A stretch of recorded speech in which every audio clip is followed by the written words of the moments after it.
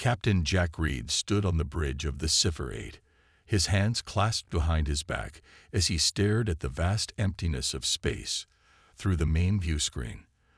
The old ship hummed around him, a sound he had grown to love over his 15 years as her captain. Other officers complained about the CIPHER-8's constant noise. The new ships were virtually silent. But to Jack, it was the heartbeat of a faithful friend. "Captain, incoming message from command," said Lisa Gray from her communication station. Her voice carried the same tired tone it always did these days. Jack nodded. "Put it through." Admiral Holt's stern face appeared on the screen. As usual, he didn't waste time with greetings. "Reed, your patrol route is being extended by 6 hours. We need eyes on Sector 47B. Jack fought to keep his expression neutral. "Sir, we're due for maintenance when we return. The engines can handle it," Holt cut him off. "The Victory and the Dreadnought are tied up with the diplomatic showcase. You're the only ship we can spare." "You mean we're the only ship you're willing to risk," muttered Marcus Jones, the tactical officer, just loud enough for Jack to hear. The Admiral either didn't hear or chose to ignore the comment. "Complete the patrol and return to base. Holt out." The screen went black, and Jack turned to face his bridge crew. He saw the same look in all their eyes, resignation mixed with pride. They knew what the rest of the fleet thought about the CIPHER-8. "Well," Jack said, attempting to lighten the mood, "seems like the old bucket gets another day in space after all." Tess Miller, the ship's engineer, snorted from where she was checking readings at her station. "Sure, until something important breaks and they finally have their excuse to scrap us. The Victory would never get sent to check on an odd reading in an empty sector," added Ben Wilson from navigation. "They're too busy showing off their quantum drives to the Centauri delegates." Jack walked over to his chair and sat down, feeling the worn cushion conform to his body in a way the newer, stiffer chairs on modern ships never did. "Plot a course to Sector 47B, standard speed," he ordered. "Let's show command that this ship still has some life in her." 3 hours later, the CIPHER-8 cruised through the emptiness of Sector 47B. It was a largely unmapped region of space, far from the busy shipping lanes and colony worlds. Perfect for an old ship no one would miss if something went wrong. "Anything on sensors?" Jack asked, stretching in his chair. Marcus shook his head. "Nothing unusual. Just the usual space dust and background radiation." "Keep looking," Jack said. "Command wouldn't send us out here for nothing." Lisa suddenly straightened at her station. "Captain, I'm picking up something." "Define something, Specialist Gray," Jack said, standing up. "It's—" Lisa adjusted some controls on her panel. The old interface required manual tuning, unlike the automated systems on newer vessels. "It's an energy pattern I've never seen before, not matching any known signatures in our database." Jack moved to look over her shoulder. The readout showed a scattered pattern of energy pulses, irregular but somehow following a pattern just beyond easy recognition. "Is it natural?" he asked. Lisa shook her head. "I don't think so, sir. There's a pattern here, but our computer can't make sense of it." "Transfer to main viewer," Jack ordered. The view screen filled with a visual representation of the energy pattern, dancing lines of blue and green against the black background. It was beautiful in its way, like watching a strange cosmic lightning storm. "Ben, take us closer, half impulse," Jack ordered. "Marcus, keep weapons on standby, just in case." The CIPHER-8 moved slowly toward the source of the readings. As they approached, the ship's aging sensors began to pick up more details. "Sir," Marcus called out, "I'm getting some unusual readings on the peripheral bands." Jack turned. "What kind of readings?" "It's—" Marcus looked confused. "It's on frequencies we normally filter out. Background noise. But there's definitely something there." Tess joined them from her engineering station. "The newer ships wouldn't even detect this," she said, studying the readings. "Their filters are too good, automatically screening out what they consider irrelevant data. But our old girl here still sees it all, Jack said with a touch of pride. Captain, Ben called from navigation. I've pinpointed the source. It's coming from within that nebula cloud at coordinates 227 Mark 089. On the view screen, a faint cloud of purple and blue gases swirled gently in the distance. Take us in, nice and slow, Jack ordered. As they approached the nebula, the ship's lights flickered briefly. What was that? Jack demanded. Tess was already checking her readings. Some kind of energy field. It's affecting our power systems, but nothing critical. Would it affect the newer ships the same way? Jack asked. Tess thought for a moment. Maybe worse. Their systems are more sensitive to energy fluctuations. Our old circuits can take a bit more abuse. Jack nodded. Proceed, but with caution. The CIPHER-8 pushed gently into the nebula cloud, its hull parting the cosmic gases like a boat through water.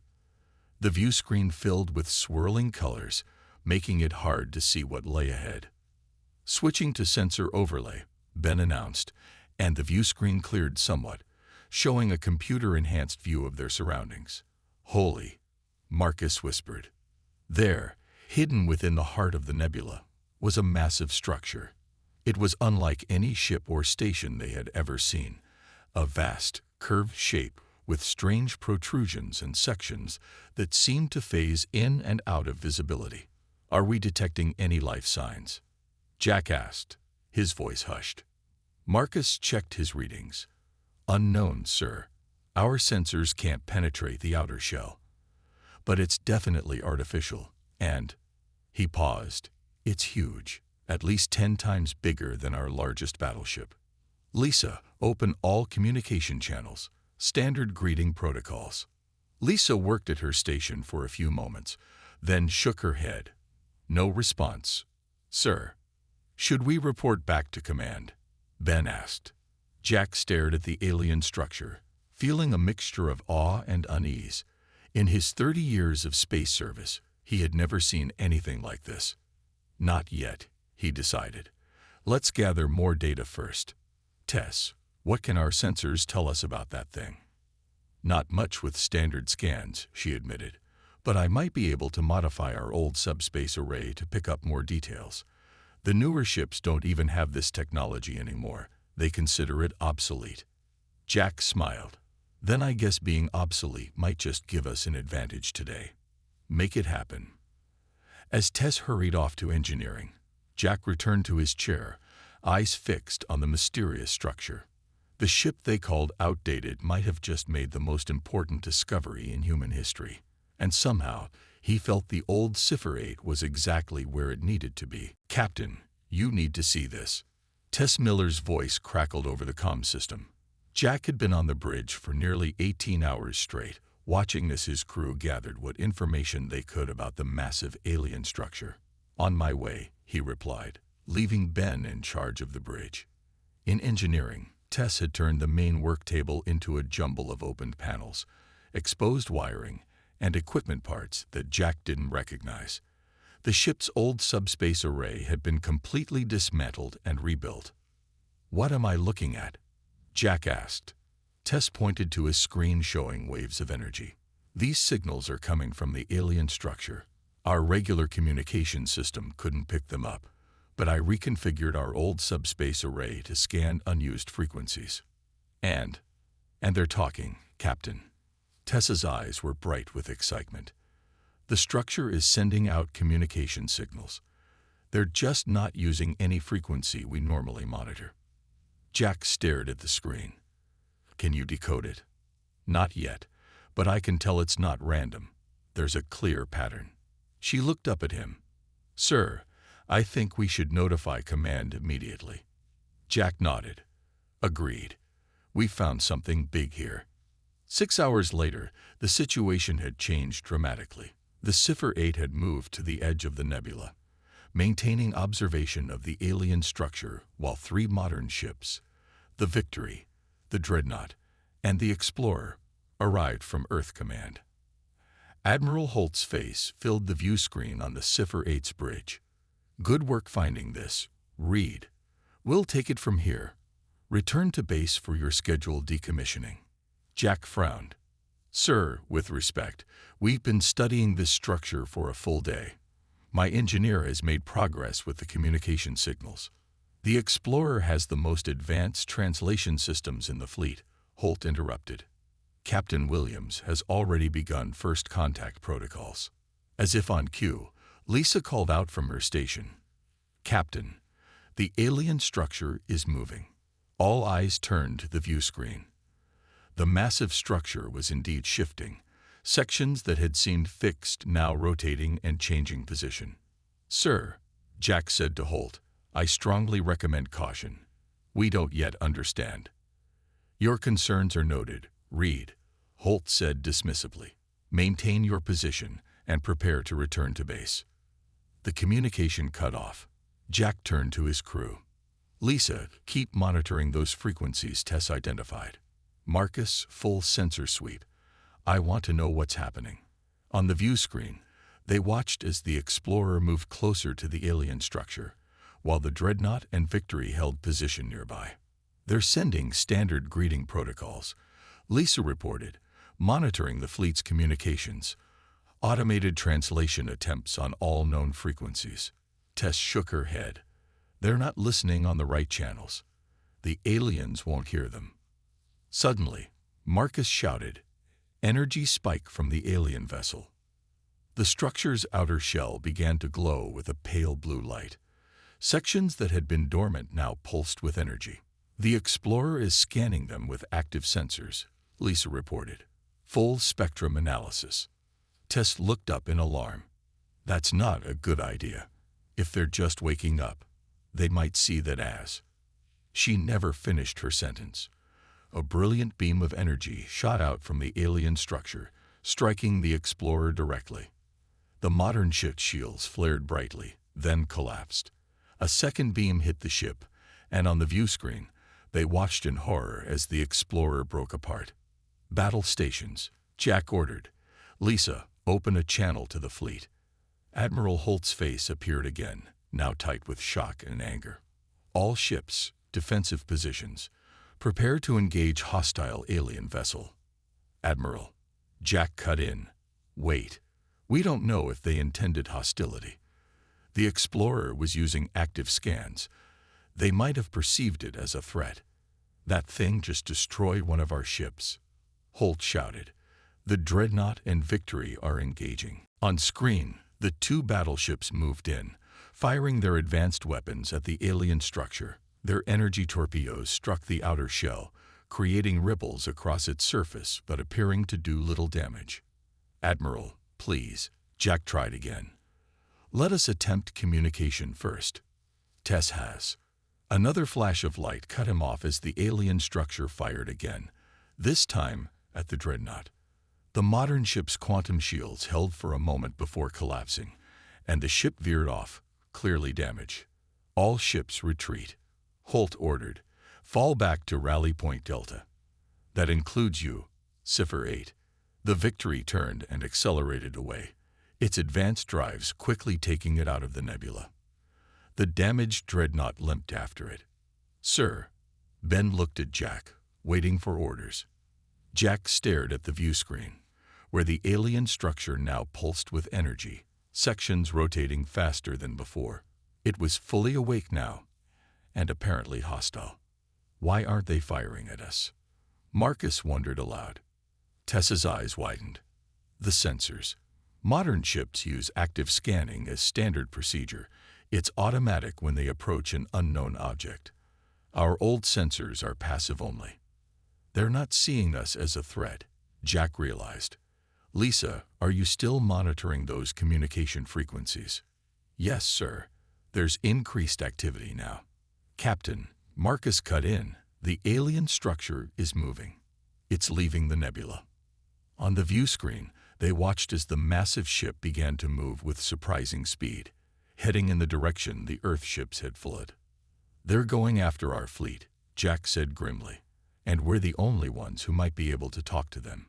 He straightened in his chair. Ben, maintain distance, but follow them. Tess, get back to engineering and keep working on those communications. We need to find a way to talk to them before they reach our forces. Sir, Lisa said hesitantly, shouldn't we follow Admiral Holt's orders to retreat? Jack looked at each of his crew members in turn. Right now, we might be humanity's only chance to prevent a war. The modern ships can't communicate with this alien vessel, and they've already shown they can't defeat it in battle. But us. He patted the worn armrest of his captain's chair. Our outdated technology might just be our greatest advantage. Tess nodded firmly. I'll keep working on the translation. And I'll keep us at a safe distance, Ben added. Marcus and Lisa both nodded their agreement. Then it's settled, Jack said. The ship they called outdated is going to save the fleet. If we can just figure out how to say hello to a species that's already decided to shoot first. They're not listening to us, sir. Admiral Holt's face on the view screen was red with anger. It had been 12 hours since the destruction of the Explorer and the retreat of Earth's modern fleet. The CIPHER-8 had been sending regular updates to command while maintaining a safe distance from the alien vessel.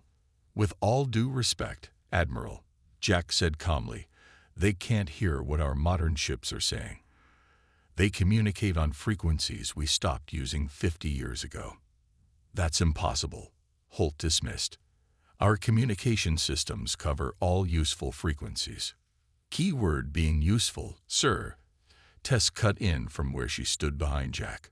What we consider useless background noise, they seem to use for communication. The Admiral's frown deepened. And you expect me to believe your outdated ship can talk to them when our most advanced vessels can't? I'm not saying we can talk to them yet, Jack clarified. But we're the only ones who can hear them. And they haven't attacked us, which is a good start. Return to base immediately, Holt ordered. The defense fleet is regrouping. We're bringing in every battleship we have. Sir, if you attack again, more ships will be lost, Jack warned. Give us time to establish communication. That's an order, Captain Reed. Jack exchanged glances with his crew. Then he straightened his shoulders and looked directly at the Admiral. I apologize, sir, but we're experiencing communication difficulties. Your transmission is breaking up. Before Holt could respond, Jack nodded to Lisa, who cut the connection. Well, Jack said to the silent bridge, I guess we've officially gone rogue. Ben let out a nervous laugh. Always wanted to be a space pirate. Let's hope we don't get court-martialed for this, Marcus muttered. Jack turned to Tess. How's the translation coming? I got something, but you better come see this yourself, she replied. It's strange. In engineering, Tess had connected their old subspace array to the main computer. The screen showed patterns of light and sound that pulsed in regular sequences. I've been recording all their transmissions, she explained. At first, I thought it was a language, but now I think it's more like computer code. They're machines? Jack asked. No, I don't think so. But they use technology in a way that's very different from us. She pointed to a section of the display. See this pattern? It repeats every 87 minutes exactly. I think it's some kind of identification signal. Like a name? Maybe. And here's the really interesting part. Tess tapped some controls, and a new pattern appeared. This is from our historical archives. It's a communication protocol Earth ships used almost 200 years ago, during the early days of space exploration. Jack stared at the patterns. They were similar, not identical, but clearly related. You're saying they communicate like we did 2 centuries ago? Tess nodded excitedly. Our oldest systems are closer to their technology than our newest ones. That's why the modern ships can't talk to them. They've advanced past the point of compatibility. Jack rubbed his chin thoughtfully. So what are they saying? I'm still working on that, but I've managed to piece together some basic information. Tess pulled up a different screen. They call themselves the Vaughn, and from what I can tell, they've been in some kind of hibernation or stasis for thousands of years. Thousands of years.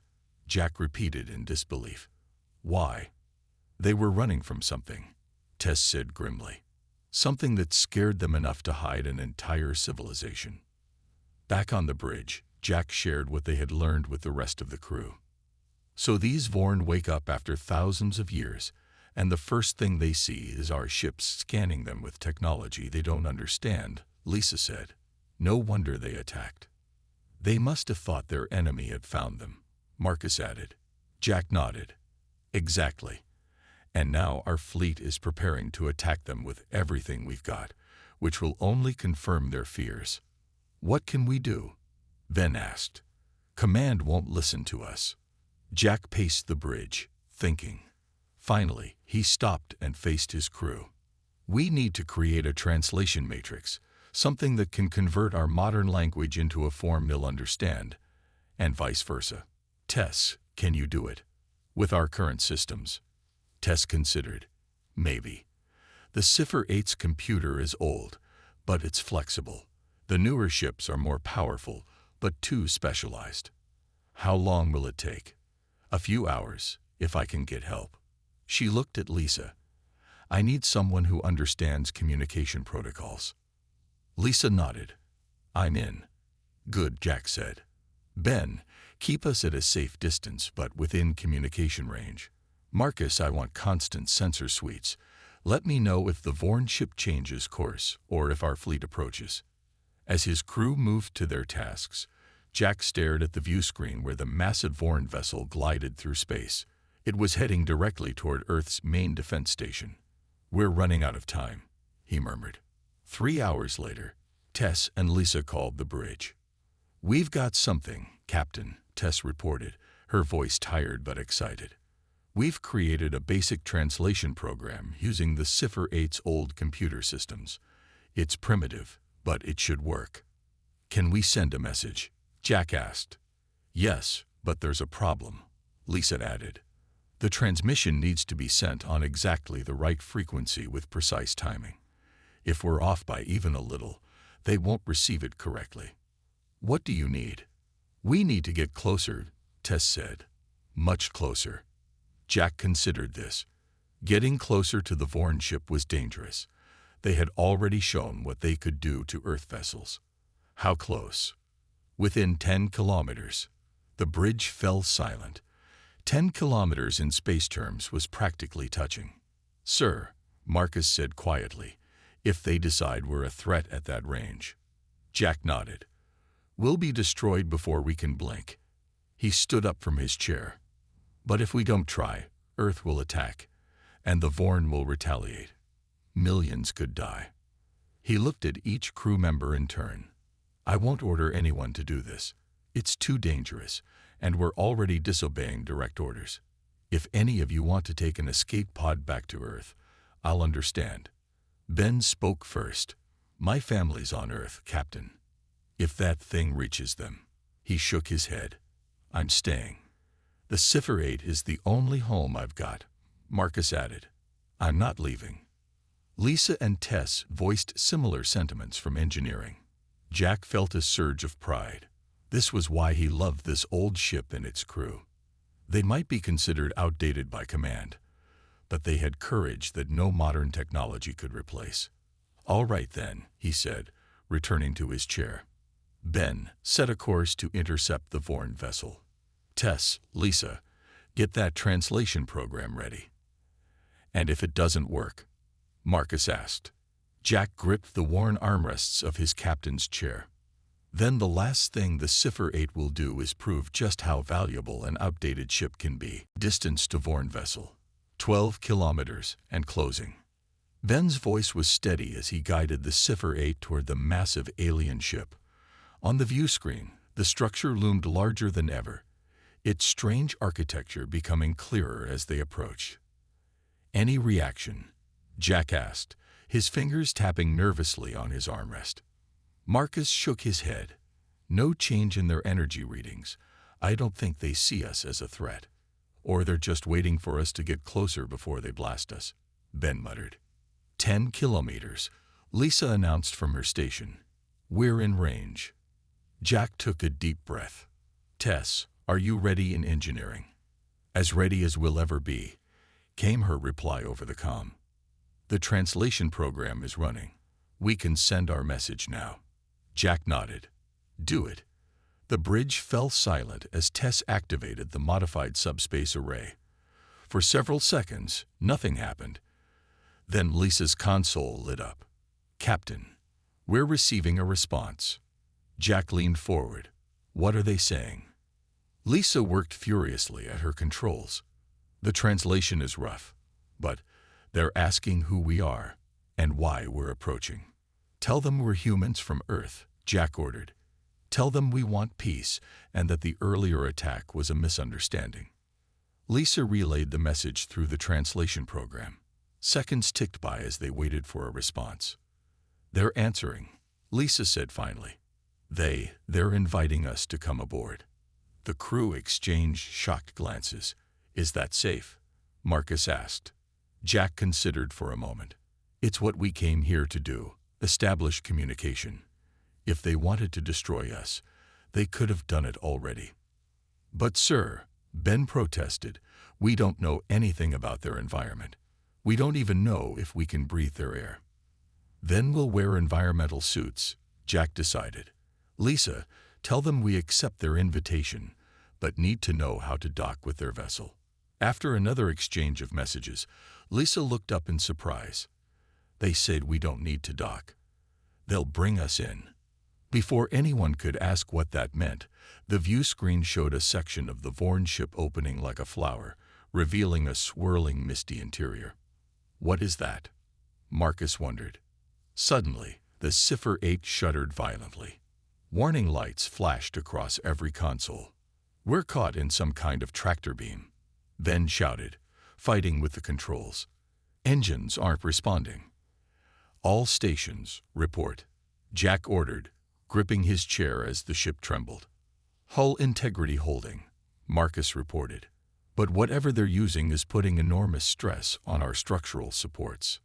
"Power fluctuations throughout the ship," Tess called from engineering. The old girl wasn't designed for this kind of treatment. The CIPHER-8 was being pulled inexorably toward the opening in the Vaughn vessel. As they watched, the misty interior grew closer and engulfed them. "We're inside," Ben announced unnecessarily, as the view screen showed nothing but swirling, colorful gases. The shaking stopped as suddenly as it had begun. The CIPHER-8 now floated in what appeared to be an enormous chamber filled with a thick, fog-like substance. "What is this place?" Jack wondered. "Sensors are having trouble penetrating the mist," Marcus reported. "But it seems to be some kind of atmospheric processing chamber. The gases are constantly moving, being filtered and recycled." "Is it safe to go out there?" Jack asked. Marcus studied his readings. "I'm not detecting anything immediately toxic to humans, but I wouldn't recommend breathing it directly. Environmental suits are definitely needed." Jack nodded. "All right. Lisa, tell the Vaughn we're preparing to meet them. Tess, come up to the bridge. We need tow." A deafening metallic groan cut him off. The ship lurched sideways, sending everyone grabbing for support. "What now?" Jack demanded. Tessa's voice came over the comm, high with alarm. "Captain, the atmospheric pressure out there is affecting our hull integrity. The old seals are starting to fail, and the gases are being pulled into our ventilation system. Can you seal it off?" "I'm trying, but our systems weren't designed for this kind of environment. The gases are interacting with our ship's internal atmosphere in strange ways." Another groan echoed through the ship, followed by a series of loud pops. "We've got multiple hull breaches," Marcus shouted. "The gases are coming in faster than the emergency systems can handle. Everyone, environmental suits, now," Jack ordered, moving to the emergency locker near the bridge entrance. As the crew rushed to don their suits, the lights flickered and then went out completely. The emergency lighting came on, bathing the bridge in an eerie red glow. "Main power is offline," Bent reported through his suit's comm. "Backup systems are struggling." Jack finished sealing his suit just as a strange mist began to seep onto the bridge through the ventilation ducts. It swirled around them, colorful and almost beautiful despite the danger it represented. "Tess, status report," Jack called. "Engineering is flooded with the gas," she responded, her voice tense. "I've sealed myself in the maintenance shaft, but I can't reach the main systems. The ship is being physically altered by this atmosphere." "Altered? How?" "The metal is changing, becoming porous in some places, hardening in others. It's like the gas is reshaping our ship to fit their environment."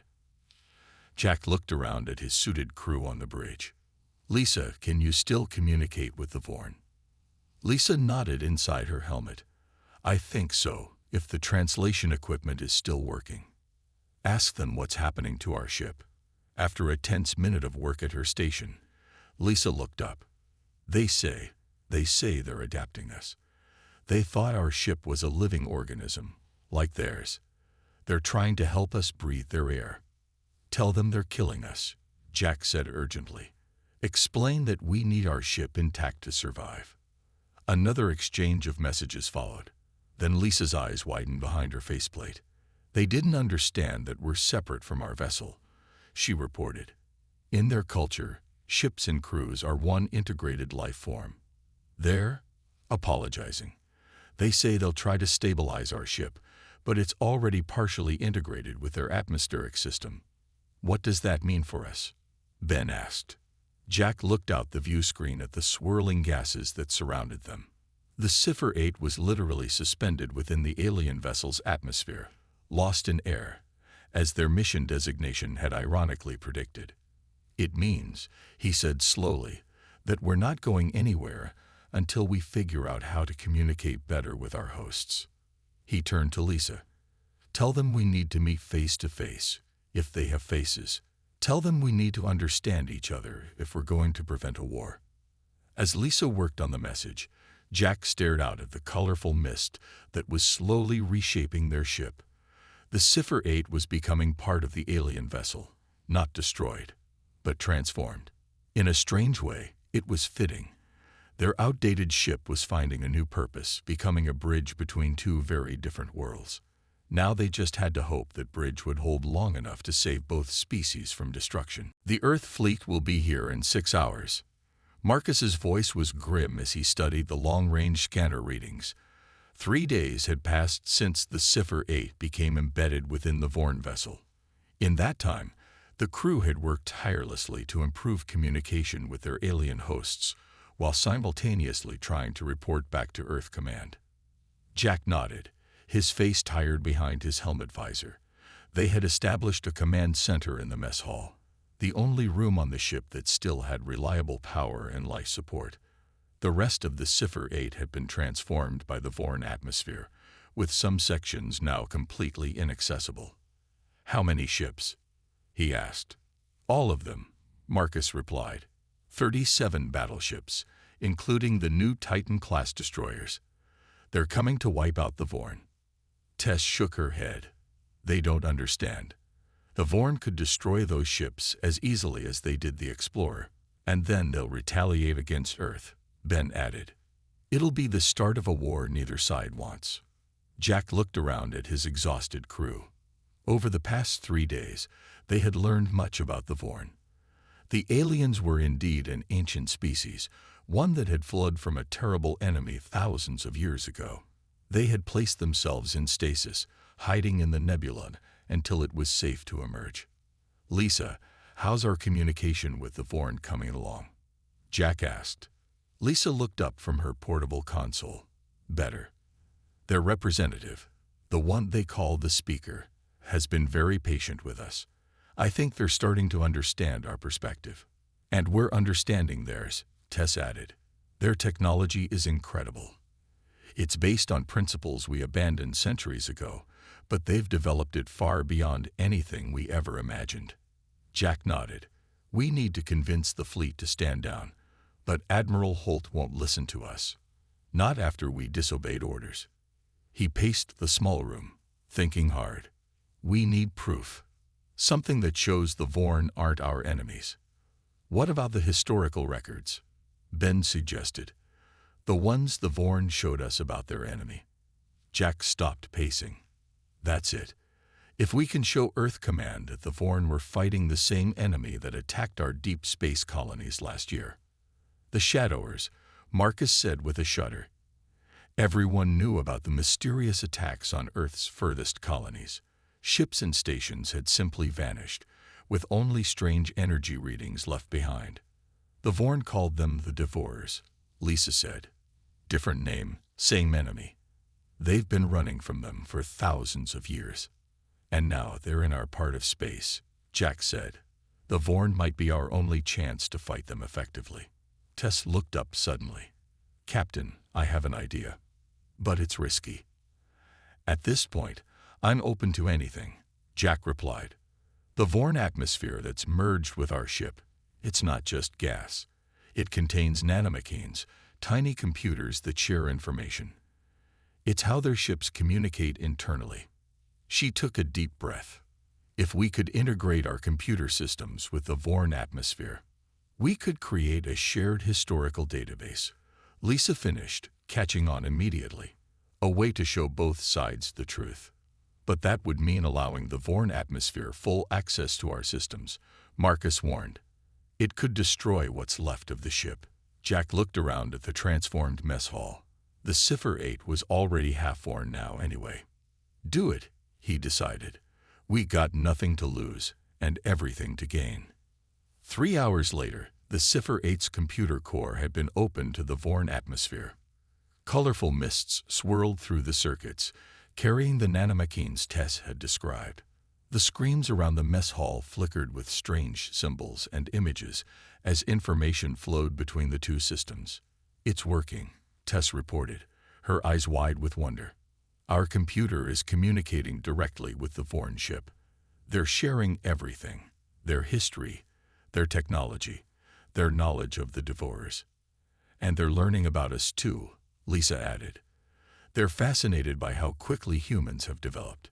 It took them thousands of years to achieve what we've done in centuries.